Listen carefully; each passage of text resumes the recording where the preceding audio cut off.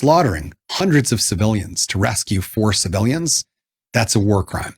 And the Western media is complicit, just like they were in Iraq and Vietnam. And they're reporting on this most recent massacre just like it was a scene out of Mission Impossible. There was a peace deal on the table that would have freed all the remaining Israeli hostages. And instead, the US-backed operation prefers the mass killing of men, women, and children again. And Gaza now has the largest population of child amputees in the world. The US is continuing to back forced starvation and the use of aid trucks not to deliver food, but special forces to kill more innocent people. And lest we forget, there were 3 Israeli hostages who were shirtless. They were waving white flags, also killed by US-backed Israeli forces last December, demonstrating that this is all about the systematic targeting of civilians. If the killing of 40,000 people and bombing every hospital and university, aid workers, doctors, medics, and poets wasn't enough already, only a horrific deep-seated racism and prejudice against Arabs, Muslims, and Palestinian refugees of this ongoing apartheid could allow these horrors to continue. And the solution is simple. End the apartheid and this monstrous idea of ethnic supremacy. How do we end it? Well, the American people have to elect politicians who aren't ethnic supremacists.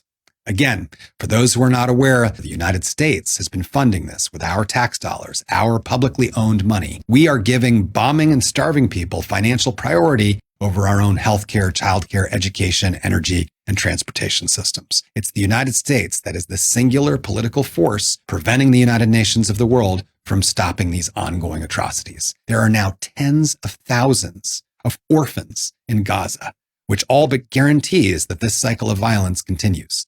Now, that's good for the business model of the ruling class of this country, who pray before the unholy trinity of militarism, racism, and classism, and that is the greatest threat to world peace, environmental security, and human values on Earth.